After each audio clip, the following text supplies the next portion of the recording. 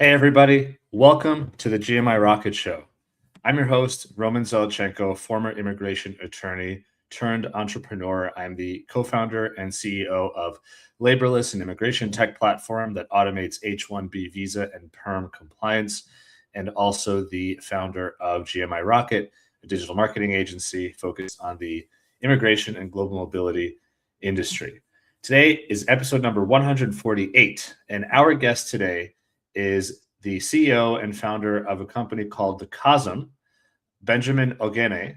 And so the Cozm is a tech company, an AI-based tech company that's focused on the global mobility industry. So it helps immigration teams in-house, as well as immigration law firms and other companies in the industry who handle global mobility, automate a lot of the repetitive tasks, uses AI to make them more efficient. And effectively, the idea is to give them back their time to work on the more human aspects of global mobility, which we know the industry is all about the human, with a lot of paperwork and a lot of administrative stuff that takes up a lot of time. And so the Cozm is focused on getting rid of or automating the manual stuff to let people do their work. So I'm really excited for this call, for this conversation. Benjamin is joining us from England. So I'm really, really grateful for that. Before we jump in, I just want to say a quick thank you to the main sponsor of this episode, 8 a.m. DocketWise. So for all the immigration lawyers and in-house teams, especially those who do U.S. immigration, DocketWise is an end-to-end case management platform built with best-in-class immigration forms. I mean, that's really one of their key items. And in fact, many people use DocketWise even just for forms when they use other case management platforms as well. They have really customizable questionnaires in a ton of different languages so that you can send those questionnaires to your clients, companies, or individuals. And they have industry-leading integrations, including with my company, Laborless. Great customer service. One of the things I always talk about, that I like about DocketWise is that they provide a lot of content for the industry. So DocketWise has a really great blog on their website, free ebooks, a podcast, a lot of different resources for lawyers to learn about different practice areas, change their practice area, learn about marketing, technology, you name it. So if you're interested in DocketWise, checking them out, visit 8am, so the number 8am.com/DocketWise, or check the link in the show notes. And of course, tell them that you heard about them from the GMI Rocket Show. So without further ado, Benjamin, thank you, sir, for being here. I appreciate it. And super excited to learn more about you and what you're building at the Cozm. Thanks for having me here, Roman. Really good to speak to another entrepreneur. It's cool. Exactly. Yeah. And you know what? And that's the whole, for me, premise of the show. There was really, in my view, at least before I started the show, I felt that there wasn't too much interest in or attention to like the immigration and global mobility tech space, and there were a lot of great companies already, but nobody was telling their story. Nobody was interviewing the founders. So I really started this kind of on a whim during COVID, and like somehow, right, here we are 6 years later with 148 episodes. So amazing.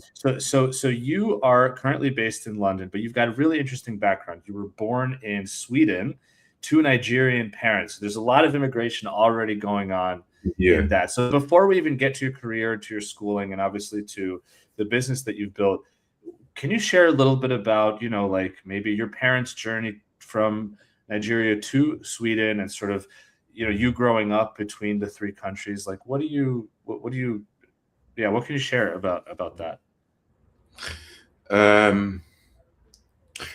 I'd say Sweden and Nigeria are probably polar opposites for many, many reasons. The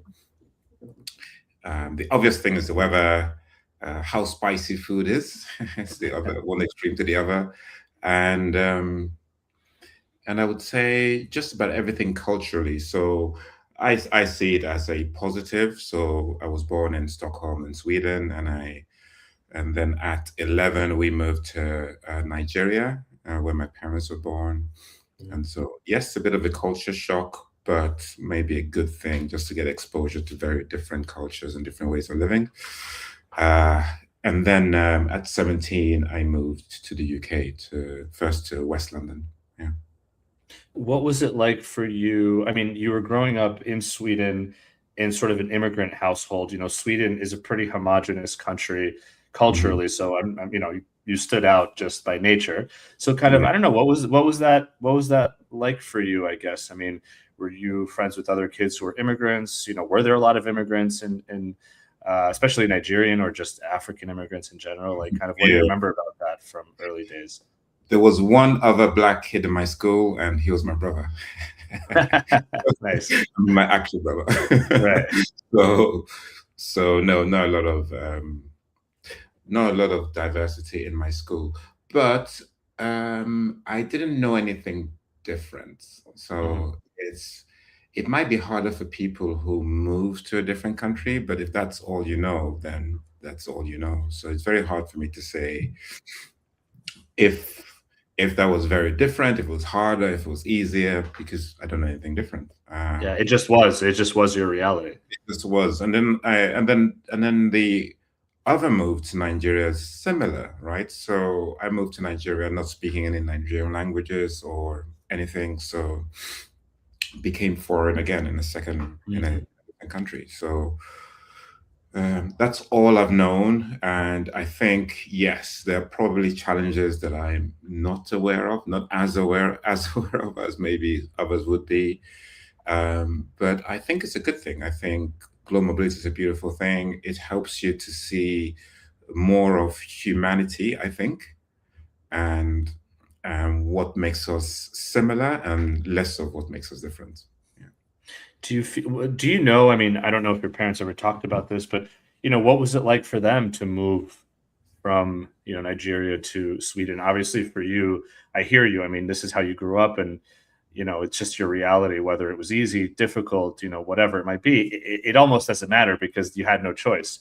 But Yes. I suppose they made that choice, right, to move to Sweden. Do you know what was it like for them? I mean, was it easier or more difficult for them to, sort of build a life and have friends and integrate, or did it feel natural? Like, what do you remember about that, if anything?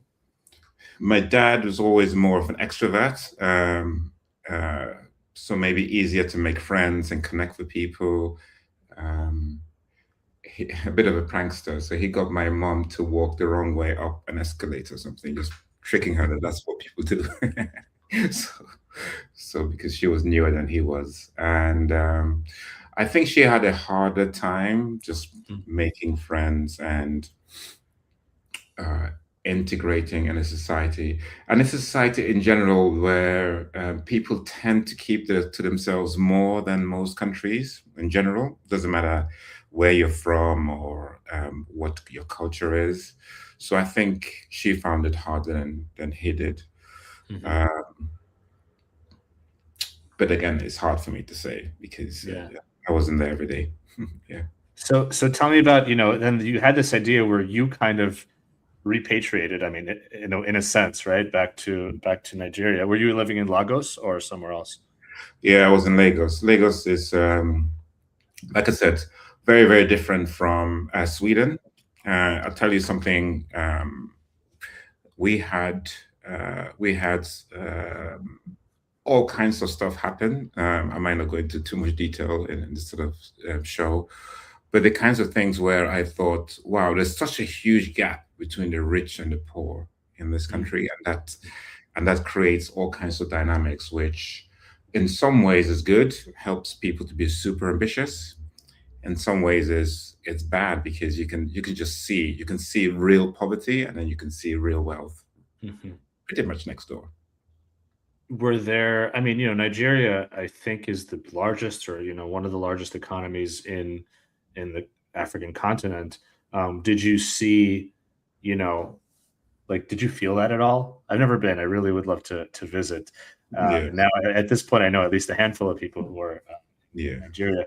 Did you see that, especially coming from such a wealthy country, Sweden, with a small population, Mhm, very high sovereign wealth, very high, I guess, personal wealth to some extent, and then you mhm, came to this country with a massive population, with, as you said, a pretty big wage gap, a lot of poverty, and of course, many people that are extremely wealthy.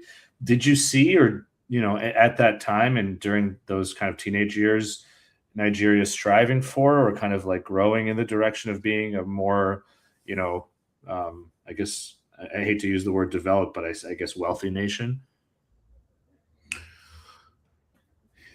Um, I think it still has, and probably has for a long time, had a lot of wealth, just not as evenly distributed as in Hmm. Sweden. So I would say generally, um, people that are wealthy in Nigeria are wealthy beyond what I've seen in most places around the world. And I've been to a lot of countries around the world. Hmm.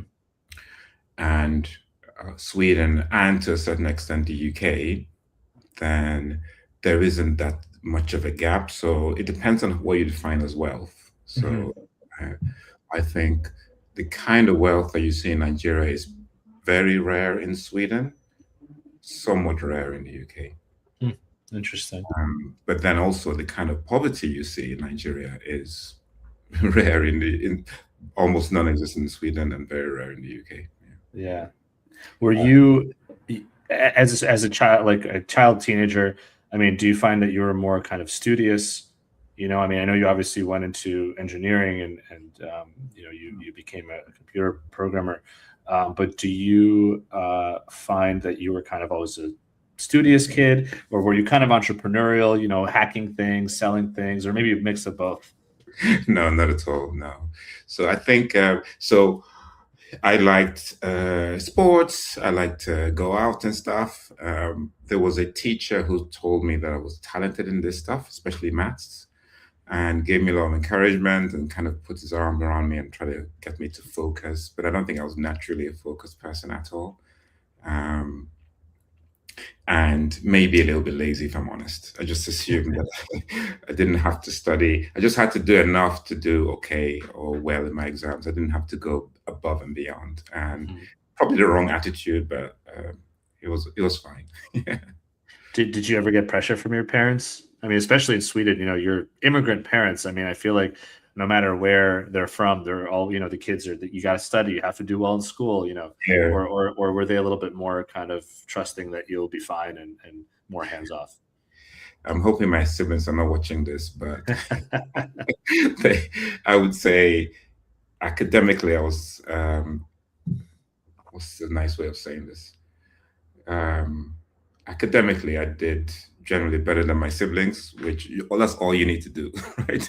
You just have to do better than your siblings, and then you get your parents off your back. Or are you the oldest? Now I'm the middle.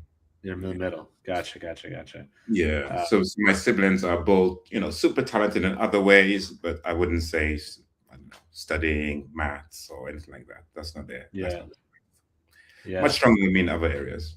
Yeah. That's interesting. But did you also grow up with any like business owners or anything like that in your family as well? I mean, did you ever see that up close, or more kind of traditional careers kind of route? Yeah, no, my father was a serial entrepreneur. He never had a job as far as I can remember. He would Hmm. just start businesses. And so that was the norm. My mom also tried her hand at business. She wasn't as successful, but so, so yeah, maybe I've never thought about this. Maybe that influenced me growing up. So, Yeah. although I did have a normal career for a long time. Yeah. Yeah. Yeah, it's interesting. I mean, listen, I grew up in a household with, both parents had sort of corporate jobs, if you will. I grew up in New York City, and my parents were all similar to you, both computer programmers. And in New York City, there was a major Soviet diaspora after the Soviet Union fell, of like Mhm. people my parents' generation who were computer programmers and worked at these companies. And so I actually never saw entrepreneurship. I only saw, you have a stable job, you get up in the morning, you have your breakfast, you go to work, it Yeah. pays you relatively well, right? And Mhm. I always sort of strived for that. But the interesting thing is, and this is why I love asking this question, is because I feel like I kind of always had ideas, like little business ideas, or Yeah. even not a business idea, but just an intuition, like, oh, look at that broken car down there. If only I could fix it up, I'd sell it for a little bit more. Like that, just there was a natural way of thinking. but it didn't have any kind of basis in reality because I didn't know how to take that kind of a thought and translate it into real life. And it took me a really long time to and meet different, to meet people and see other folks doing this stuff and think, okay, maybe some of my ideas aren't stupid. Maybe actually they can be a business. You know what I mean? So that's why I like to. That's why I like to ask that. Maybe subconsciously you saw, your dad as an entrepreneur, and maybe naturally said, well, let me sort of try the opposite, which is like the most stable career possible, which of course we'll get to in a minute. Working at large multinational companies. But so what do you think?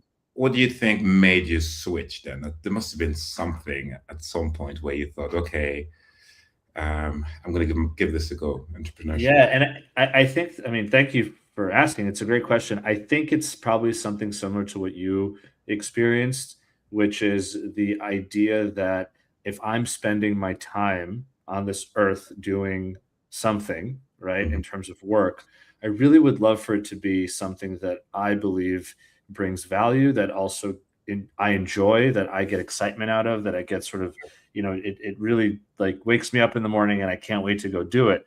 And it could be very I realize that the work itself could be very similar in nature. It's not like I became a sculptor, or like a gardener.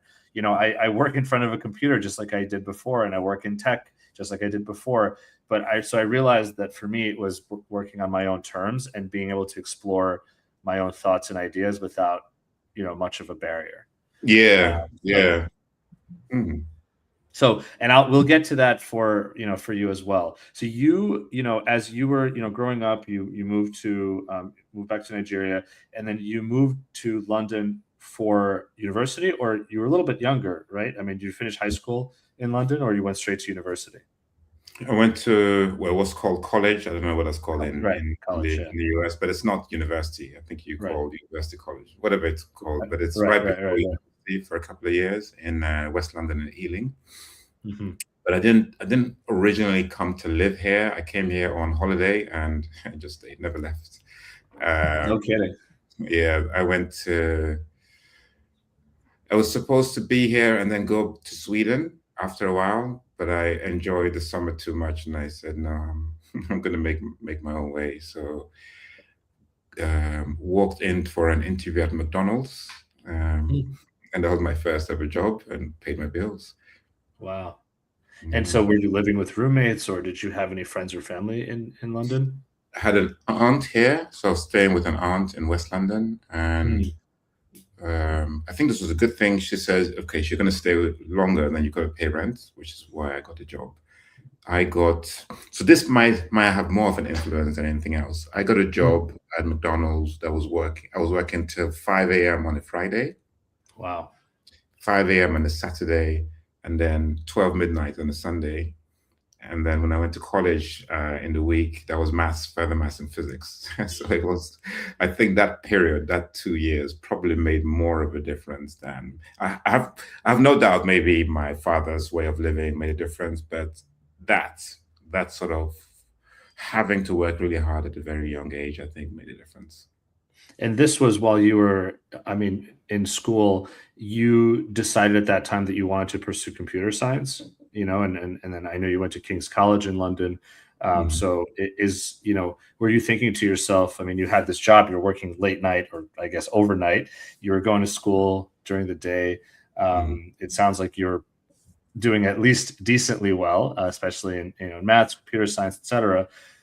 Did you say to yourself, great, now I'm going to go get a job at a tech company, or did you think to yourself, startup world? This was a time when startups were really kind of booming. No, nothing at all. It was all accidents, if I'm being honest. I wish I had a master plan, but it was all an accident. So I was studying maths and physics, and really liked. There was a maths teacher I had. His name is Joe Tibbetts from Newcastle, and he just seemed like quite laid back and would teach maths in a way that made it feel relatable. And so when I was getting to the end of college, I said, look, Joe, I don't know what I'm going to study after this. And he says he thinks computer science is going to be really big, and he thinks I'll do well in it. So I didn't even look at anything else. I just said, well, where do I sign up? so, Wow. so, so yeah, it wasn't planned at all. It just happened because someone else was looking out for me.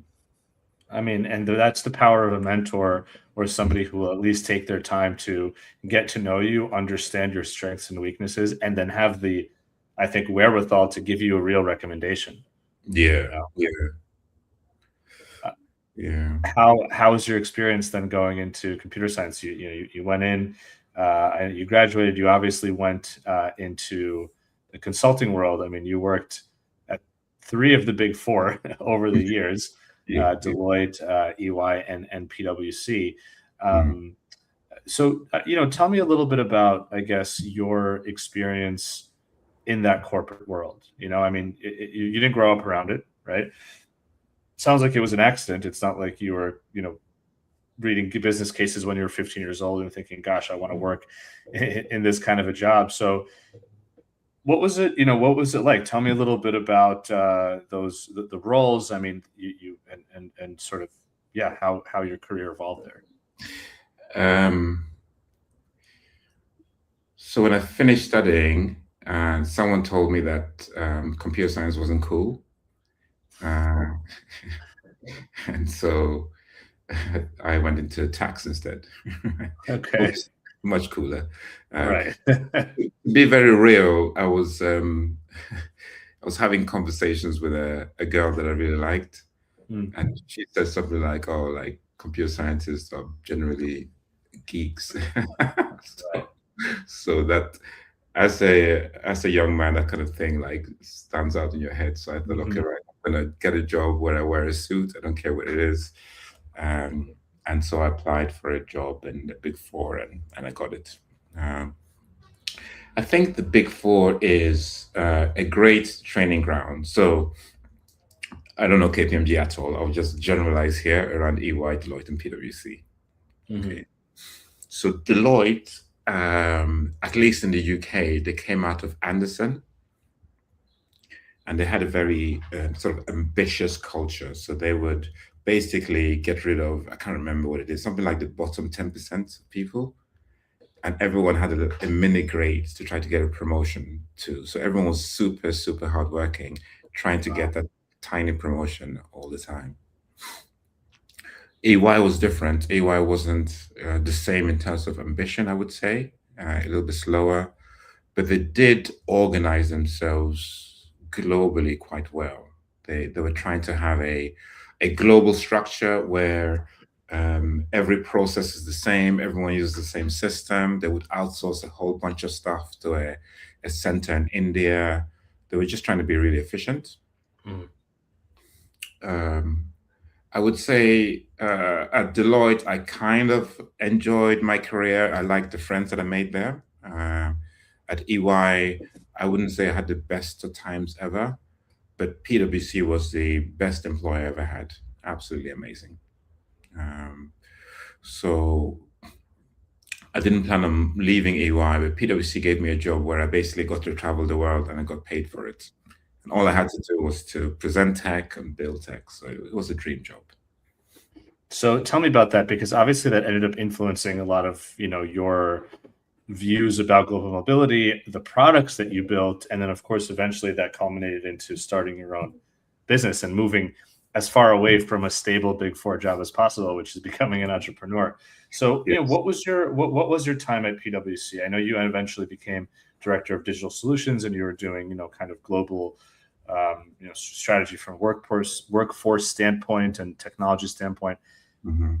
Can you talk a little bit about what were those jobs? What are some of the countries you visited, and kind of what would your assignments be, in general, obviously, in those countries?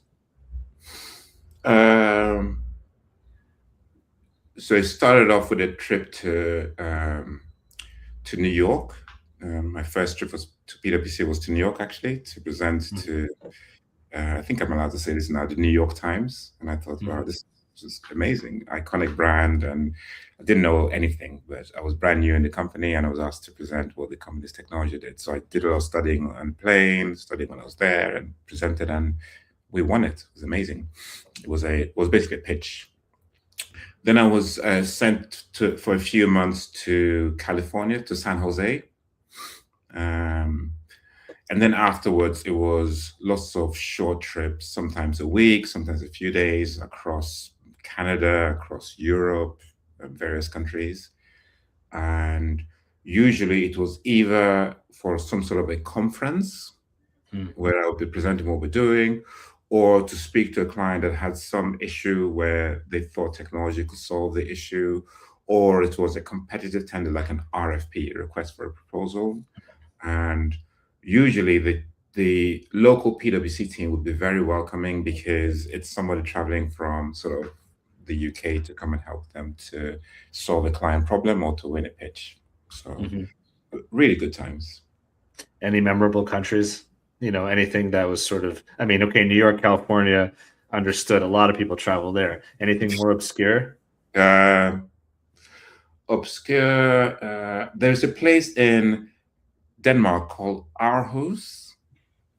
And if you look it up, this has been voted the happiest place on earth several times over. Okay. And I'd never heard of Aarhus, but I went there and people are generally really happy, really friendly, really welcoming, to a point where you go, well, what do you want from me? Is there some, Right. some agenda or something? But yeah, I would say that sticks in my mind. The people from PwC in Canada, Belgium, Sweden, super welcoming whenever I was there. So sometimes it's the places, but sometimes it's the people. It's the people. Yeah, that's awesome. So can you share a little bit about, I mean, I know you were implementing, I mean, obviously PwC is a company that builds a host of different technologies. When did you start to get to know the global mobility industry? Obviously you were going on short-term assignments. You were the beneficiary of a variety of visas when you needed them, of course, depending on where you're traveling.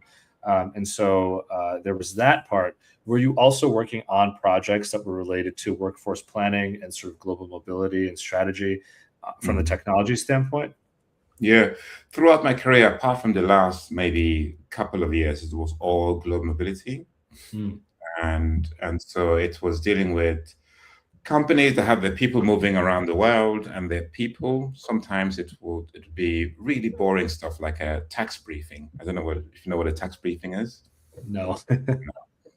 Someone say, Roman, you're coming from New York to London. I tell you about the tax rules in London. I tell you about residence. I tell you about double taxation reliefs. We're going to give you a calendar to track your days. You're going to get a questionnaire, and then we're going to help you file your UK return and your US return. And then we'll do that day in, day out for months on end. Add a few like canned jokes here and there just to keep myself entertained. But yes, that's thrilling. Thrilling. Yeah. The other thing is preparing or reviewing UK tax returns, US tax returns for people who are moving across borders. But the more interesting stuff is companies are looking to restructure their global mobility programs. They're looking to transform, especially if you have a global mobility team that wants to take on business travelers, right? So for many years, they were looking after longer term assignees, long-term, short-term, and permanent transfers. And then the government authorities and some US states start to get people to look at either state-to-state travel in the US or international travel for short-term projects or short-term business trips. That I found to be interesting. And half of what I was doing was in the last couple of years at PwC was in a group you mentioned called Workforce Strategy and Culture. So this is nothing to do with global mobility, but the overall workforce. How do we get the best out of our workforce? And bizarrely, these two teams were usually disconnected. So the head of mobility and the head of talent usually wouldn't speak to each other at all. Strange. But those are the two worlds that I was working across.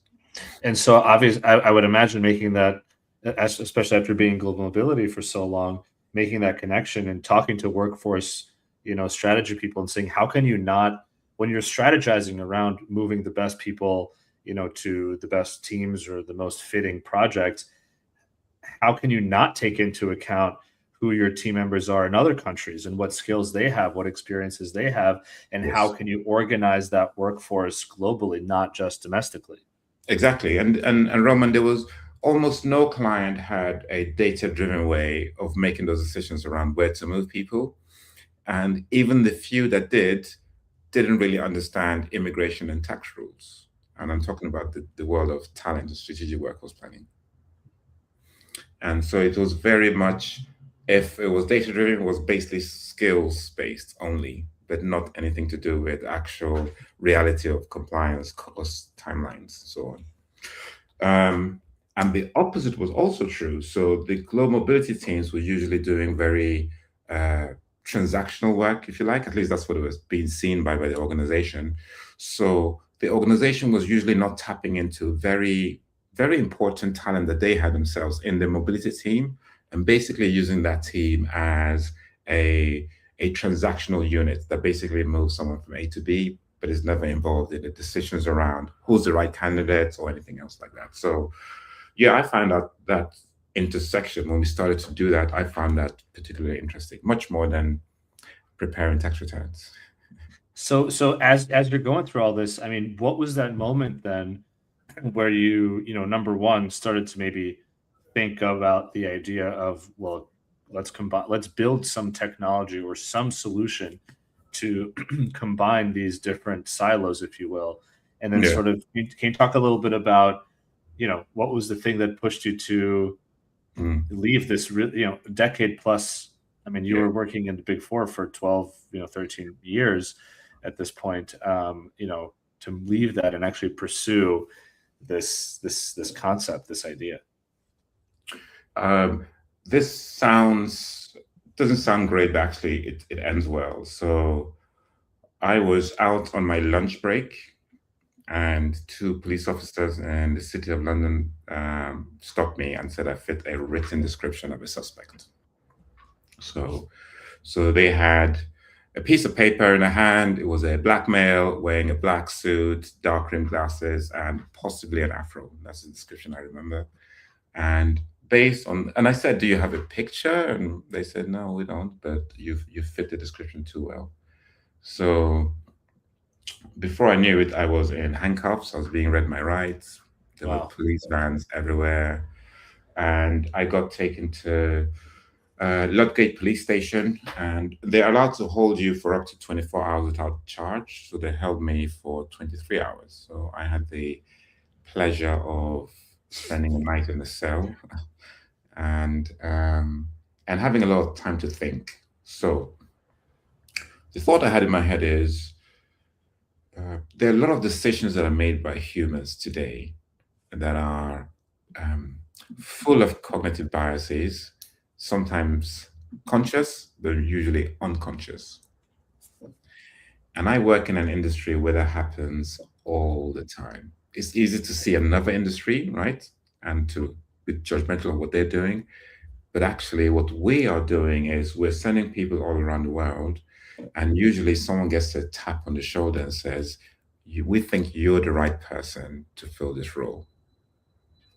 But actually, there could be lots of other people, if you had the right data, who would be more fitting for that role, only if that company or those individuals were armed with the right technology and armed with the right data. So that's where the seed started. I didn't launch just then, but I had this seed in my mind that I'm going to do something different in our industry, different from just moving people from A to B, doing compliance, doing automations.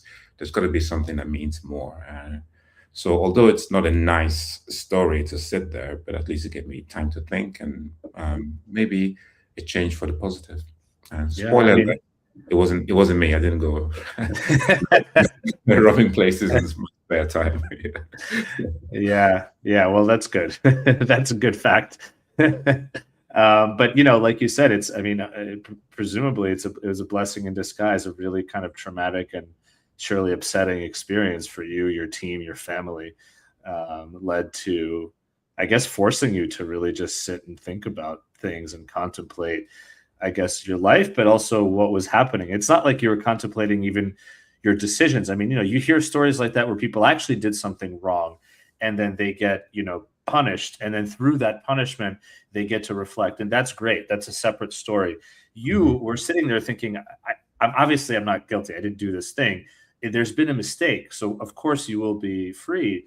But what does this situation mean? It means that someone could just throw me into this position based on biases, that can throw me into this position based on, as you said, honestly, lack of data. They had no picture. That means they had no data.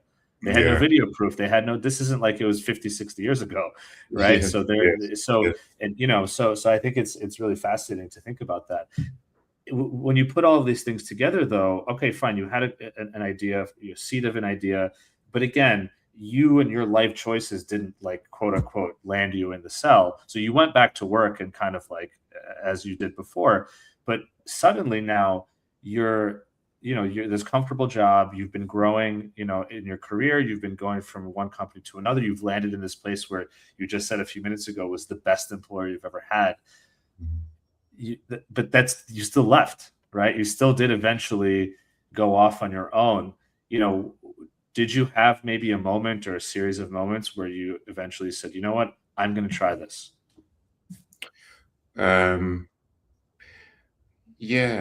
Yeah, definitely. So there is a partner. His name is Craig. He actually retired this week. So Craig, if you're watching, thank you so much. But Congratulations. yes, he was phoning up the police and he was furious. He was basically saying, "This guy works for us. He works in a big four firm. He's qualified. He doesn't do this kind of stuff." And he was uh, they told me that he had been phoning up, and when I go back in the office, he kind of um, gave me more support than I thought I would get from someone really senior of a completely different demographic group. And I also remember sort of people gathering around my desk. It's almost like if you're having a leaving do or a birthday when people get ready just to hear what the hell happened. Yeah. And someone asked me if that always happens, and I said no, never when I'm walking around on my lunch break. When I'm driving, I get stopped and searched all the time. Mm. And this guy said, well, I've been driving in London for 20 years or something. I've never been stopped and searched. Okay. We're both looking at each other like aliens, like, you've never been stopped. I know the routine. I actually know exactly what to do, sometimes better than some of the police officers. So anyway, fast forward to trying to do something in the space. PwC, I said earlier on, was a great employer. One of the things it did was to give me freedom to build stuff. Some of the stuff I built was to do with global mobility. Some of the stuff I worked in teams to do had nothing to do with global mobility. One thing, which you can see a preview on my LinkedIn, is it's a virtual reality experience where you put on a VR headset, and for 20 minutes, you're someone of a different demographic group, and you see how the world treats you differently from what you're used to. Wow. At the time, we ran the biggest study of its kind at PwC, and some of the feedback that came back was that it was 4 times, so 400% more memorable than watching a video about these kinds of stuff. You literally put yourself in someone's shoes. Yes, it was actually called In My Shoes. That's the name of it. There you go. Yeah. The other stat that stood out was 3.75 times more emotional connection to the content than traditional learning. So our first character was a black male technologist that worked for a big four firm, obviously a fictional character here. Right, of course. and stuff is happening that you may not have realized happens in day-to-day life. And you're having to navigate and make decisions to not alienate yourself or your colleagues, but at the same time navigate your career. So that was one of the things that PwC did in giving me freedom to build things, where it gave me more confidence to say, you can have a seed of an idea, work with a team of talented people, and grow that into something that's a real product that's being used by real people, not just at PwC, but a whole bunch of PwC's clients. So that's one example of something that gave me confidence to say, well, I could do this on a regular basis. That's amazing. And that actually goes towards the idea that you had of the world has biases, and what can I do to use my skills and my life experience to sort of combat bias, or at the very least make people aware of their biases and give them more information. So I want to take a very quick pause before we move on, because now I want to get to where you've had these experiences, and you've now had this motivation and confidence to build something, and you eventually go off and you start the Cozm. But before we do that, I just want to give a quick thank you to the second sponsor of this episode, which is a company called Lex Reception. So for any immigration lawyers, or frankly any legal professionals out there, Lex Reception is a legal intake, reception, and client support service that provides phone call answering and message answering in real time. They schedule appointments with either clients or prospects. They're basically 24/7 legal answering specialists for law firms and legal teams, so that those teams don't have to worry about missing phone calls or messages from clients or prospects ever again. And Lex Reception can also proactively reach out to somebody who's previously contacted the firm, effectively like a sales team. So Lex Reception has a lot of different integrations with a lot of technology companies that law firms, in the US particularly, but surely around the world as well, use for case management, such as Clio and Practice Panther, LawPay for billing, and lots of other tech companies. So you can add Lex Reception into your tech stack. So if you're a law firm, immigration law firm, or any other law firm or legal team, and you're interested in just learning more about them, check them out. There's a specific link. You can visit lexreception.com, but there's a link in the notes of this episode that gives listeners of the show $250 off their first month of service. So do check them out if you're interested, and thank you, Lex Reception.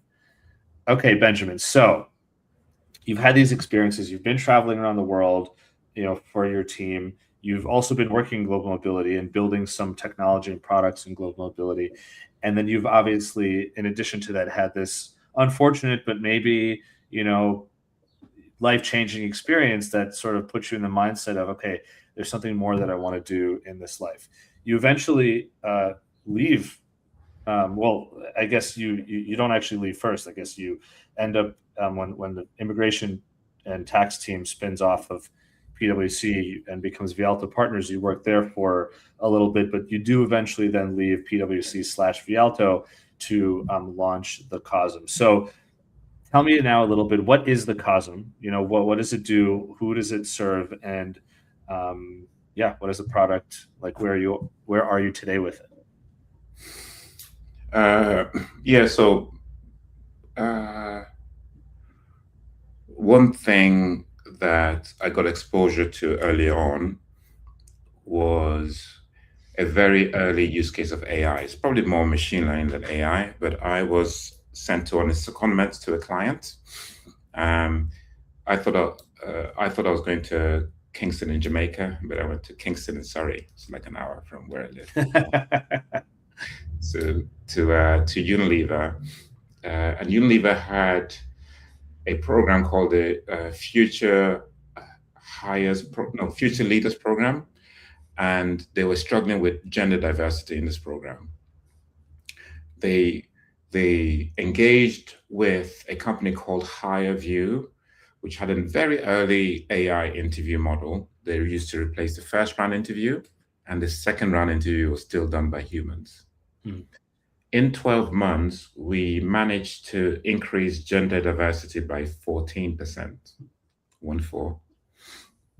And the thing I found that was really interesting is you had an old AI model, which clearly would have bias in it, doing the first round, a human doing the second round, which obviously a human has bias in them. But the combination of these two systems was leading to a better result than if you had a human doing the first and a human doing the second. And that's one of the first times where I had this thought that it's not about automating work entirely. It's not about having humans doing work, but you can get a better result if you augment the human and digital intelligence together. It's possible. So having 14% more female candidates being successful in that sort of,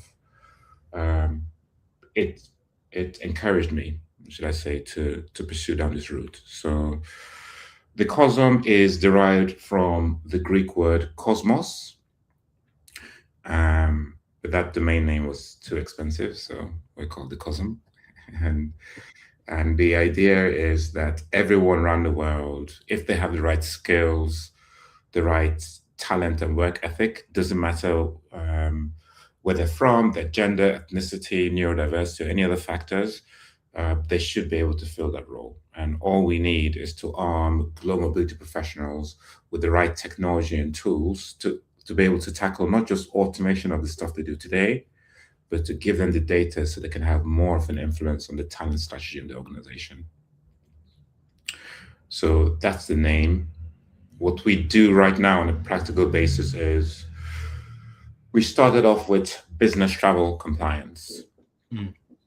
So short-term trips are actually very complex now. You have to worry about income tax, corporate tax, permanent establishment, immigration. And if you're in the US, you have to worry about different state taxes. Um, in Europe, A1, so International Social Security Certificates, is a big deal.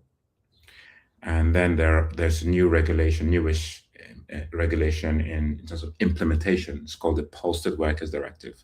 You basically have to register. It's almost like an immigration law.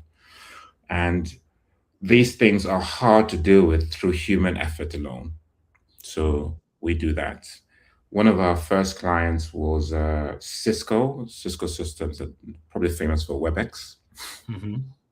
And they had a project in the Paris Olympics where they basically couldn't get anyone to do all this complex stuff for the travelers going into Paris fast enough, because this stuff has to be done pretty fast before these people arrive and at a reasonable cost. So because we're not using humans to type these forms away, we're able to do these things that should take weeks in seconds, and stuff that should cost hundreds of pounds to a fraction of that amount. So so we grew from there and won other clients like Adidas and others, just doing that.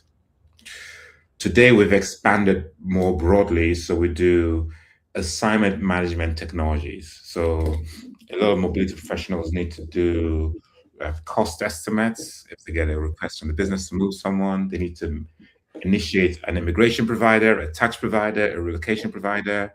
Managing them and getting them to do what they want, what they're supposed to do, is hard. It's hard work. And so instead of having them sitting on a platform and doing the clicking and typing, we basically have AI agents that do a bunch of the work for them. And we are not perfect in that area, but we're growing more and more in doing more and more of the heavy lifting. So the humans that work in that team can do more strategic stuff that's more appropriate for humans.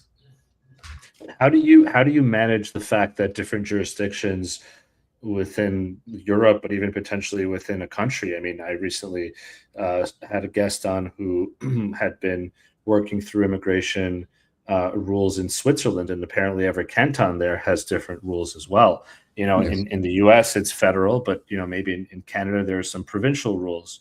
You know, and so how do you deal with that in terms of, you know, the agents being able to know the correct workflow and to do it correctly and all that?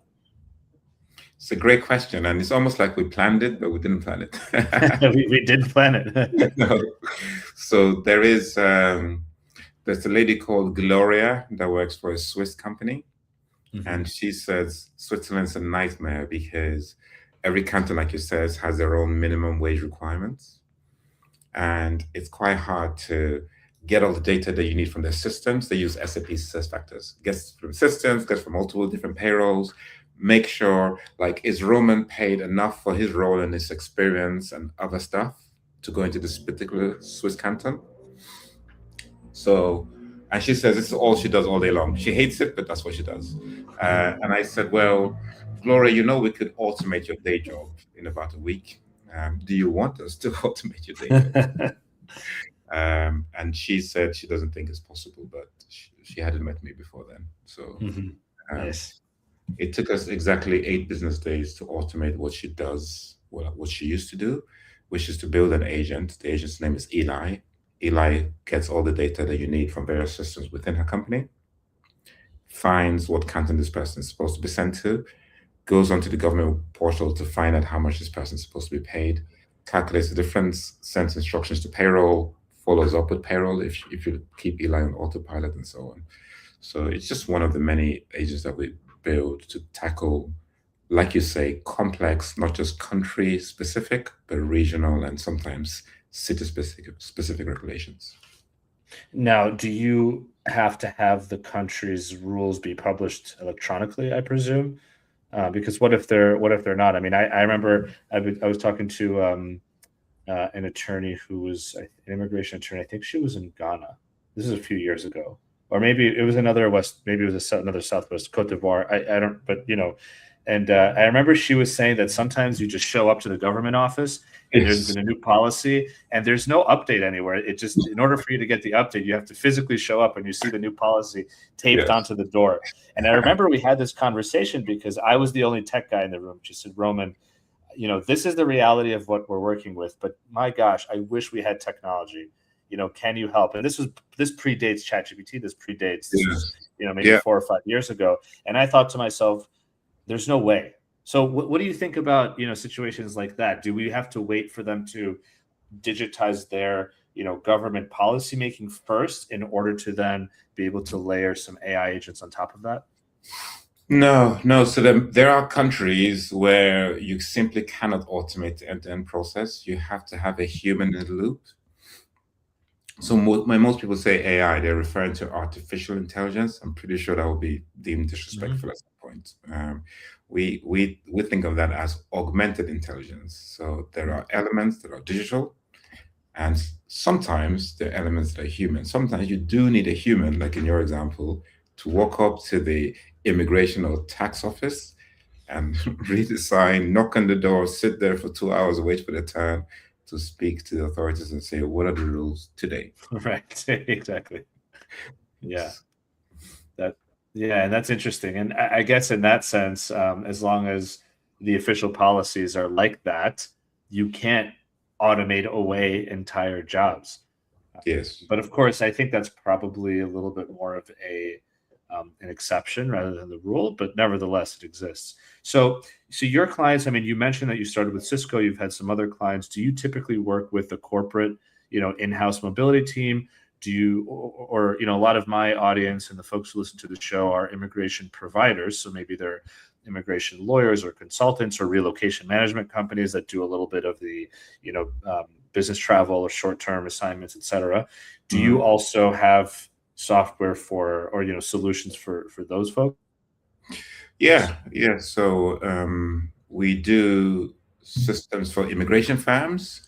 Some of are really official online. So, for example, CIBT, Newland Chase, is an official Mhm. partner of ours where we build technologies for. Some relocation companies, again, another official one is Santa Fe Relocation, where we do work for them. Generally, if people are traveling for business purposes, business travel or short-term trips, we have a technology that, for example, Santa Fe use for their clients to help track, do you need a work permit for this trip? Do you need a business visa? Is there some sort of a tax implication of you traveling? And there's some employment law implications. And if there are, can you automate as much as possible without human involvement in the downstream compliance? So yes, we do work for relocation companies, immigration firms, and tax firms. And is this so is the Cozm more of a SaaS platform, or is it more of a kind of, I mean, I hate to use this term, but let's say development shop where someone comes into you and says, look, we've got this problem. Can you use maybe your software, but build us a custom solution? Or are you some sort of a kind of combination of the two? We are a bit like most tech companies are today. We're a combination of the two. Hmm. So the normal SaaS shape was we have this box and you fit into this box. And if you don't fit in, then we'll put you on a roadmap. And maybe in 6 months' time, we'll do something about that. Mhm. The technology landscape has changed so dramatically only in the last year. the last 2 years, 3 years. So if someone says, okay, I like your SaaS solution, but can it do X, Y, and Z? It's much, much easier for us to say yes and not have someone sit there for months and wait for us to deliver that. AI has, by the way, an artificial intelligence. That AI, not augmented intelligence, has made, I think, it much easier. And it's interesting because if you remember, I don't know if you follow U.S. stock market. I don't know if the London Stock Exchange was impacted, but when Claude came out with Claude Code, SaaS stocks tanked. I mean, the technology sector tanked because everyone said, "This is it. This is the end of technology companies," because anybody with an idea within any organization can now vibe code their way into a meaningful product. And I think there's some truth to that for sure. I mean, if you're building, it's funny because OpenAI and Claude now have really great commercials, on TV, and they compete with each other. Sometimes they even make fun of each other in their own commercials. It's great. But one of the commercials I saw was for one of them, or maybe it was even another, vibe coding app, but it was effectively a bunch of team members in an organization suddenly realizing that they could build apps on their own without having a tech team, without even having tech backgrounds. And then it cut to a scene of them building, one of them built like a, an automated recipe like builder, and another one did, some kind of inventory thing. So kind of more relevant. And then the last scene was like a guy who said, "What about an in-office dating app?" And then everybody got really uncomfortable. And he said, no, for dogs, for our dogs, And so I think the idea was you could do literally anything. But the reality, I think, is that, look, if you're gonna build something that's really low risk, yeah, sure, go vibe code, a little dashboard that says how many times, did I get coffee throughout the week, and whatever, right? But if you're going to build something that's meaningful, that actually uses client data, et cetera, you're not going to vibe code it. I mean, it's just not going to happen. You need to have experts such as yourself, who have the experience, who have actually, first of all, the knowledge, software engineering, second of all, the experience in building real enterprise platforms.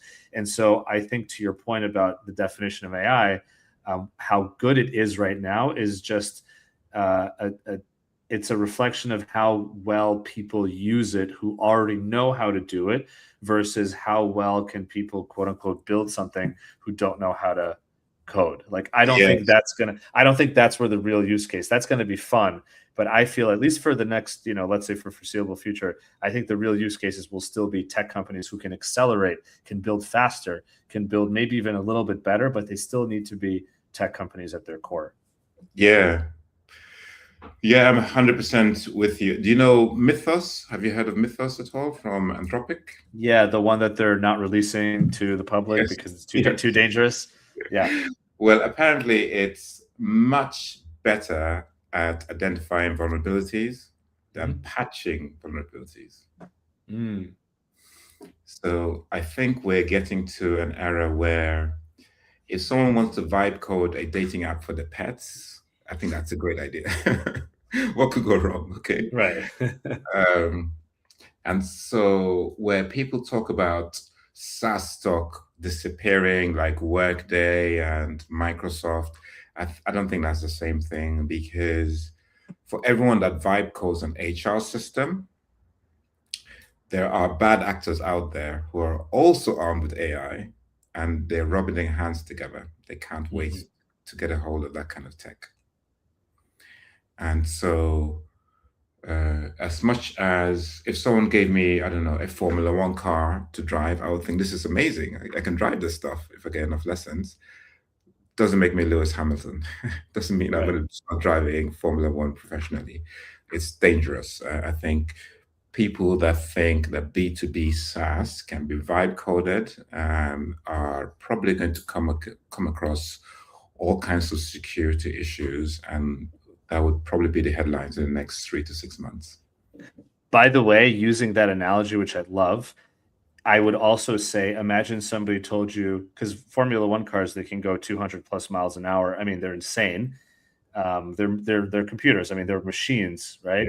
Yes. Imagine somebody told you that Oh, well, just, the guy, the guy down the road who just watched the Formula One Netflix show and became a lover. He actually vibe coded this car. You know, would you trust it with your life? Would you trust it to go 200 miles an hour around tight turn Yes. and deploy an airbag or something? And to me, Yes. that's the vulnerability. It might look pretty. It might look like a Formula One car on the Yes. outside, but Yes. once you start digging into it, it actually has a lot of vulnerabilities. So I love that analogy, because the flip side is, if someone said to you, "Hey, I've actually been working at Ferrari for the last 20 years, and I just built this car using, you know, AI," that to me, that means you've done something faster and better than you could have done before, but you also have the knowledge and experience to double check to make sure that the core is still correct and it's safe and it's, whatever. Yes. So Yeah. yeah, I love that analogy.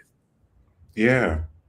I think there's going to be a period, and I don't know how long this is, where the public will be fooled by this stuff by a bunch of enthusiastic vibe coders, which is not actually dangerous, but there are actual investors that are putting money Yep. into vibe coders, and I find that fascinating. I don't know how long this is going to last for. Yeah, it's happening now, but I definitely agree with you. Yeah, I agree. So what I heard is So that this happened in the .com era, where someone would just put a .com at the end of their URL, and that was enough to get any investor to pay you any money. I think we're now in that .com era at the moment, and it might last 6 months or so. So basically, if you're trading stocks, you can make some short-term gains in the AI companies. But if this is indeed a bubble, if it bursts, make sure to also have some of the more traditional companies in your portfolio, because once the money stops flowing to all of the AI companies, it will start flowing to the stuff Yeah, that's like yeah, tried and true. yeah. But And I do think that AI will deliver a ton of value of course, in the hands of specialists, in the hands of, correct. in our analogy, a Lewis Hamilton, not in the hands of some guy that just turned up and said, this looks cool. I totally agree with you. Yeah, and I think that makes me feel more comfortable and confident from an industry perspective, because there are so many companies popping up in mobility and immigration that are, AI companies, and I think the people behind them are all very well meaning. It's not that anyone's trying to be a grifter and, put .com at the end to get $1 million and disappear. They're really Mhm. trying to build something good, but if it's coming from somebody that doesn't really have experience building and or doesn't have experience with mobility, they just, I don't know, their buddy told them that it was annoying and they're entrepreneurial, and they did 10 minutes of research and said, let me build a company. Mhm. Yeah, I think those companies are going to be at risk. I mean, that's just my opinion. Yeah, So, yeah.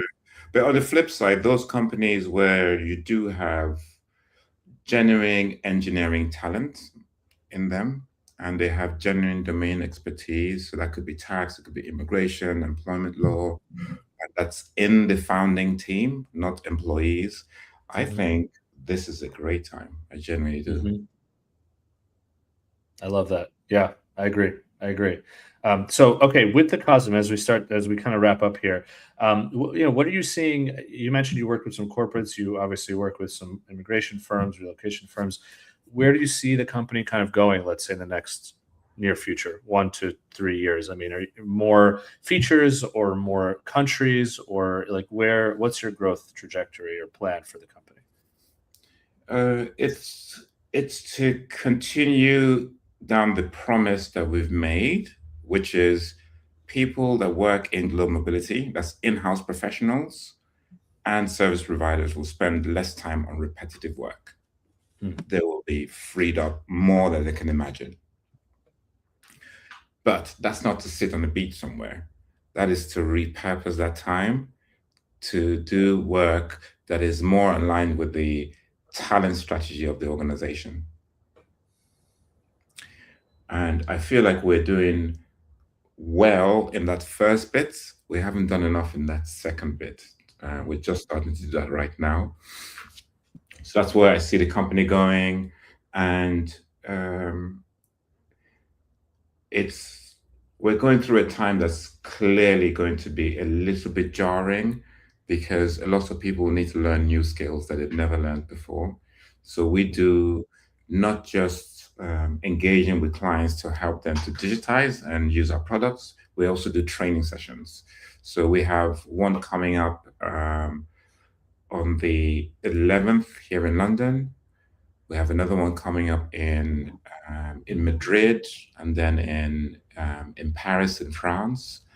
And it's typically a workshop where we move away from slide presentation and theory around AI, and global mobility leaders basically get to see what's actually happening, what technology is out there, how does it impact their careers, who's using it, who's not. For those that are using it, how do they get started, and what kind of skills do you need? Because basically, we have a chance of helping people future-proof their careers, and this industry has given us so much. Do you see more companies? I mean, because you're working with corporates and immigration firms, do you see more companies, i.e., corporates, bringing immigration mobility in-house, or do you still see the industry staying the same? And I asked this because I was at a few conferences recently where that question came up. I have seen, I don't know if I can call this trend, but I've definitely seen a few companies reaching out to me about our software, which is, and our software supports a legal, compliance, immigration compliance process that often, still, most by a large stretch, is done by the lawyer. However, I've seen a few companies reach out and say, "Hey, we're interested," and I'd reply and say, "Great, here's all the information, but also what outside counsel are you working with? Maybe whatever." And their response would be, "Well, yeah, we're working with these firms, but we want to take this process in-house." Yeah. They're not taking everything in-house, but they're little by little, they're taking some stuff. Have you seen that at all? Like, because obviously you're working with both kind of corporates and providers. Have you seen corporates start to look at the software that's available and say, okay, we're going to keep the real heavy lifting legal stuff to the outside counsel or outside firms or RMCs, but maybe let's take this other little piece that we used to outsource and bring it inside or in-house? Yeah, definitely. So some of the very larger organizations out there have insourced sometimes immigration work. Sometimes they'll have an immigration lawyer in-house. They have insourced some work that we now automate to do with A1s, certificate of coverage, postal workers notifications. And that's usually because they have really large volumes. Sometimes, if I'm being honest, some of the big four firms haven't digitized enough. They haven't stepped their game up to a point where they can keep some of these larger clients, and so they've moved away. Okay, not always, but sometimes. If only the big four knew somebody who had experience in the big four and was building some software for them. Yeah, I'm not convinced that the big four would actually move that way. I mean, we have conversations, but I'm not sure. Yeah, I'm teasing. Yeah. I do think though that there are opposite scenarios as well. The scenarios where work that has been done in-house is now being outsourced to a managed services team, right? So a managed services team is basically an outsourced provider. So we're seeing traffic both ways. That's actually interesting because I haven't heard that too much. And when I only hear the first part, service providers see it as doom and gloom, where, everything that we're doing is, at risk. So it's actually great to hear that it ebbs and flows. Okay, well, I like to end these episodes on a particular question. And thank you so much for sharing your whole story. This is a little bit more kind of maybe philosophical, if you will, but instead of asking people, what advice would you give to your younger self, or what advice would you give to another entrepreneur? I like to ask the question that is, what advice are you heeding now? Like, what advice are you listening to today, given where you are with the business or with your, trajectory as a founder or whatever? Like, what's that advice that's keeping you going in today, this week, etc.? Someone said that they are reflecting on their mistakes and forcing themselves to write down the mistakes. And I thought, that's great advice, because wow, do we make the same mistakes over and over again. So it's easy to focus on your strengths and keep pushing and improving areas that you're strong at. But I personally now, in the last few weeks, have been reflecting quite a lot on my mistakes and Hmm. things that I get wrong, and also trying to get myself to write what are mistakes am I probably going to make now? What Hmm. mistakes I'm going to make in the coming weeks and months? And forcing yourself to write that is very enlightening. I'm finding that to be much more powerful than writing my goals. Hmm. Wow, that's cool. I'd never heard that one before. I like that. You're starting to make me think I should probably do the same. I mean, it sounds like really great advice. I'm gonna try it, and I'll report back to you. That's great. What's I immediately thought of a few mistakes that I've made. Let's say over the past couple of years that I've made a few times because Mhm. after I made them, I felt them, but then when it came up again, I guess I didn't. Maybe because I didn't write it down, I Yes. made it again. I made it again. I knew I was making it, but I made it again. So that's fair. That's very Yes. interesting. Very interesting. What's Cool. your reflection then from right now? So, same question to you. Yeah. Right now, I went through a period of saying no a lot because I got burnt out because I said yes to everything. Yeah. And I was, too overwhelmed. And then I figured, okay, I need to set boundaries. And it was a really, really positive experience for me to feel grounded and confident and start saying no to Mhm. maybe some clients or maybe pushing back on, or prospective clients or maybe pushing back on existing clients a little bit when I felt that they were, let's just say, taking advantage or, something that didn't align. And now I think I've gone, I don't want to say too far, but I think I've said it enough times where I'm kind of trying to say yes to ideas again. Mhm. I kept those boundaries where I feel that my personal space is being respected, but with that came no's to ideas. I was saying no too much because I was trying to give Yes. myself space. So Yeah. now I'm starting to say yes again, but trying to like determine what to say yes to. So I'm not saying yes to disrespect from clients or prospective clients or whatever. Yes. I'm still a hard no on that, but I'm Yes. starting to say yes again to interesting ideas or to meeting with somebody who maybe before I was like whatever, to Yes. see where things go. So it's been fun for the past few months. Cool. Cool. Yeah, that's we started this conversation with me saying I'd like to meet another entrepreneur because that's the kind of dilemma which my normal friends and family don't understand. They think Yeah. I'm being funny when I say I have to say no to a lot of things. But once you start something, it takes over your life, and you have to Yep. learn to say no. And like you say, you might go too far sometimes.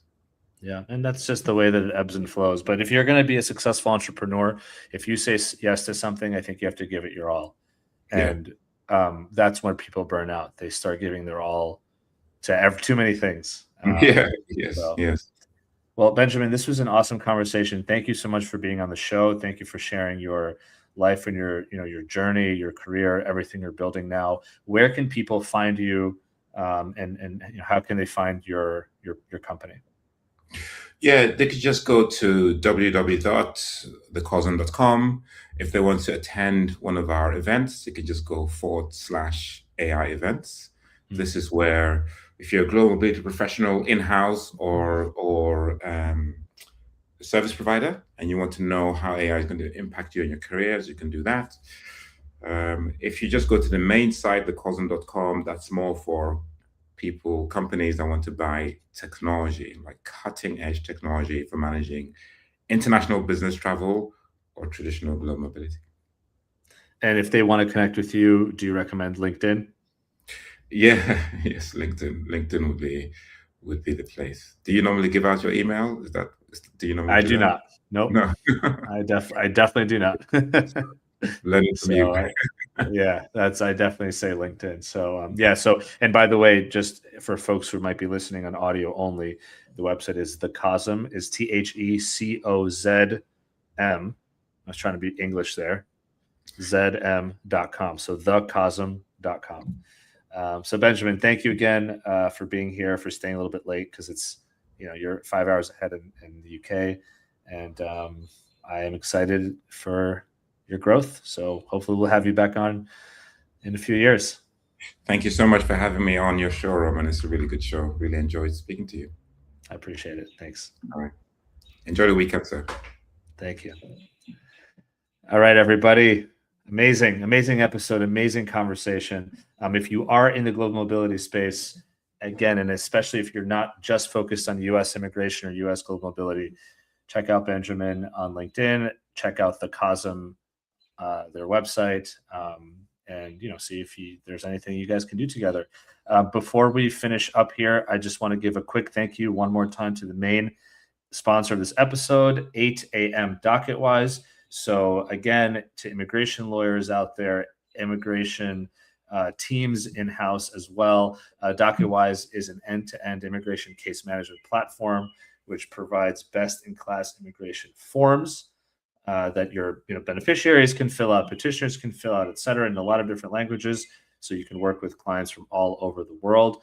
They have customizable questionnaires, tons of industry-leading integrations for any platforms that that do services they don't do. By the way, DocketWise was the first company ever, I believe, in the immigration industry that published an open API, which was very, very cool. So, they've been doing this for a while and have been at the cutting edge for a while as well. DocketWise also has a lot of great resources for immigration practitioners by way of their blog and ebook and podcast, and just really great free information. So if you're interested in a case management system or just learning a little bit more about DocketWise, check them out. There's a link in the show notes, or visit 8am. That's the number 8am.com/DocketWise. So thank you, everybody. Oh, one last thing. We had a couple of comments here I forgot to mention. Ferzin Chapgar said, Ben, I love your honest story and how things seem to fall into place because you stayed open and didn't resist the journey. I totally forgot to bring that up earlier, but thank you, Ferzin. And I totally agree with you. I was going to say earlier how Benjamin said, yeah, I just took computer science because, somebody told me that it's a good thing for me, and it worked out great. And then, I went into, the Big Four because somebody told me that would be a cooler job, and just all of these things worked out well. And I think being open to people's thoughts, whether they're trusted sources or maybe just somebody whose opinion you admire, I think it's always great to be open. And Ferzine also said she couldn't agree more that PwC has a strong culture. So thank you, Ferzine, for the comments there. All right, everybody. Thank you so much for being here, for tuning in, for your comments, for your likes, etc. See you on the next episode. And in the meantime, have a wonderful weekend. Stay safe and peace out.